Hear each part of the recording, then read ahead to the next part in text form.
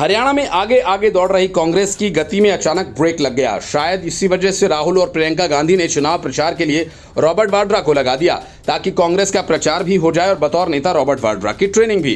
Robert Vadra ने इसी वजह से एक साथ बीजेपी और केजरीवाल के खिलाफ मोर्चा खोला और कहा कि केजरीवाल की जमानत बीजेपी ने हरियाणा चुनाव के लिए ही करवाई है ताकि केजरीवाल उनकी मदद कर सकें। रॉबर्ट वाड्रा की ये बातें इसलिए काफी अजीब लगती हैं क्योंकि जब केजरीवाल को ईडी ने गिरफ्तार किया था तब कांग्रेस नेता भी केजरीवाल के घर के बाहर गिरफ्तारी के विरोध में गए थे।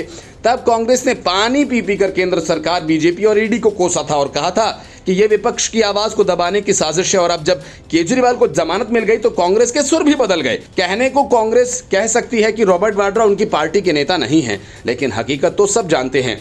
रॉबर्ट वाड्रा ने यह भी कहा कि कांग्रेस की संभावनाओं को नुकसान पहुंचाने के उद्देश्य से हरियाणा चुनाव प्रचार के लिए डेरा सच्चा सौदा गुरमीत राम रहीम सिंह को जेल से बाहर आने के पीछे भाजपा का हाथ है। उन्होंने कथित तौर पर उनके नाम का अपमानजनक तरीके से इस्तेमाल करने के लिए पीएम मोदी और बीजेपी के शीर्ष नेताओं पर भी निशाना साधा। उन्होंने कहा कि जब वे चुनाव से पहले बाबा राम रहीम को 20 दिन के लिए रिहा करते हैं, जिस पर हत्या बलात्कार के आरोप है, मैं कहूंगा केजरीवाल समय पर जेल से बाहर आ गए ताकि वो हरियाणा में प्रचार कर सके। मुझे लगता है कि ये भाजपा के पूर्व निर्धारित विचार हैं।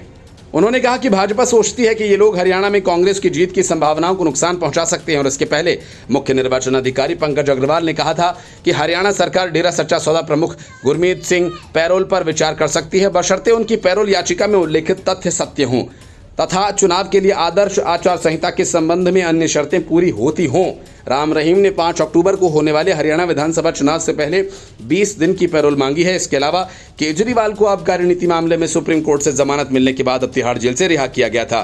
केजरीवाल पूरे हरियाणा में चुनाव प्रचार कर रहे हैं। पेशे से व्यवसायी वाड्रा ने कहा कि उन्हें लगता है कि जिस कंपनी के साथ वो काम कर रहे हैं वो हरियाणा में नौकरियां मुहैया करा सकती है। उन्होंने कहा कि मैं हरियाणा में रोजगार दे सकता था, लेकिन इस भाजपा सरकार ने यह सुनिश्चित किया कि मेरे सभी साथी डरे सहमे रहें और वे यहां से चले जाएं। मेरे लिए काम करना मुश्किल हो गया और आर्थिक रूप से उन्होंने मुझे बर्बाद करने की कोशिश की।